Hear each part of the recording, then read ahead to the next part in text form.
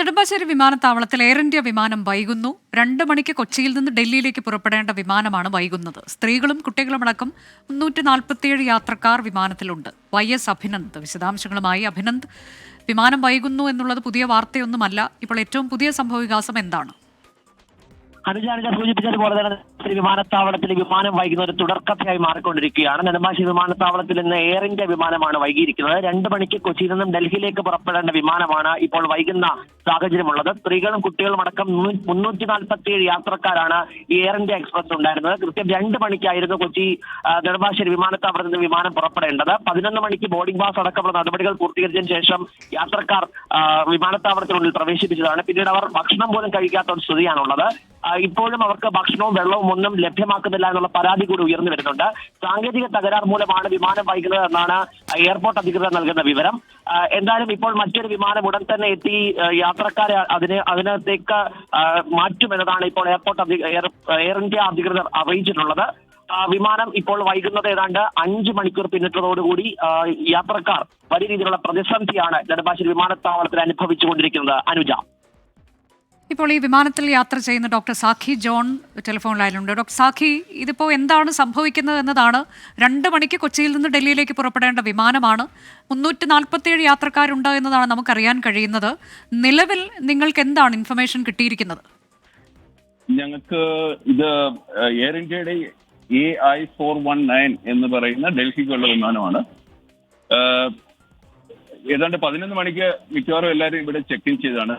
44 passengers ഉണ്ട് ഇവിടെ. മറ്റുള്ള ഫ്ലൈറ്റിൽ എത്രമാത്രം സീറ്റുകളുടെ അവൈലബിലിറ്റി അനുസരിച്ച് ഞങ്ങളെ കയറ്റിവിടും എന്നാണ് പറഞ്ഞിരിക്കുന്നത്. ഇതിനകത്ത് മനസ്സിലാക്കേണ്ട മറ്റൊരു വിഷയം എന്ന് പറയുന്നത് കുഞ്ഞുങ്ങള്, പ്രായമുള്ളവര്, സ്ത്രീകള്, റൈറ്റ്. എയർ ഇന്ത്യക്ക് നമ്മൾ ആഹാരത്തിനൊക്കെ പൈസ പേ ചെയ്താണ്. എന്നിട്ട് പോലും ഏതാണ്ട് 1 മണി തൊട്ട് 5 മണി വരെ നമുക്ക് ഈ ഫ്ലൈറ്റിനകത്തിരുന്നിട്ട് വെള്ളം പോലും തരുവാൻ, അല്ലെങ്കിൽ ആഹാരം പോലും തരുവാനായിട്ട് അവർ തയ്യാറായില്ല എന്നുള്ളതാണ്. അത് ശരിക്കും ഈ ഒരു എയർ ഇന്ത്യയുടെ ഭാഗത്തു നിന്നുള്ള ഒരു വലിയൊരു അനാസ്ഥയാണ്. അവരുടെ ഹോസ്പിറ്റാലിറ്റിയിൽ നിന്നും ചേഞ്ച് എന്നുള്ളതിന്റെ ഏറ്റവും വലിയ ഉദാഹരണമായിരുന്നു. അതെ, ഇപ്പൊ നിലവിൽ നിങ്ങൾക്ക് മറ്റ് സംവിധാനം ഉണ്ടാകും എന്നവർ ഉറപ്പ് നൽകിയിട്ടുണ്ടോ?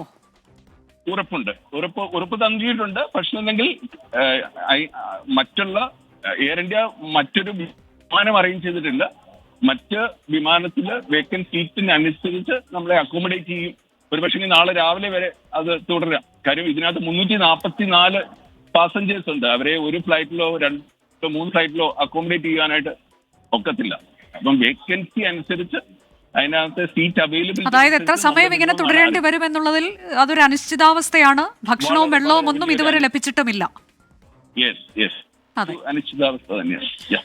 Thank you doctor Sakhi John. Nedumbassery വിമാനത്താവളത്തിലാണ് എയർ ഇന്ത്യ വിമാനം വൈകുന്നു എന്നത്. 2 മണിക്ക് പുറപ്പെടേണ്ട വിമാനം ഇനിയും പുറപ്പെട്ടിട്ടില്ല. 400-ലേറെ യാത്രക്കാരുണ്ട്. ഭക്ഷണവും വെള്ളവും നൽകിയിട്ടില്ല. ഇതിനെല്ലാം പൈസ നൽകിയതാണ് എന്നത് നമുക്കറിയാവുന്ന കാര്യമാണ്. ഏതായാലും ഇതുവരെ ഭക്ഷണവും വെള്ളം പോലും ഇല്ലാതെ മണിക്കൂറുകളായി അവർ അവിടെ തുടരുകയാണ്.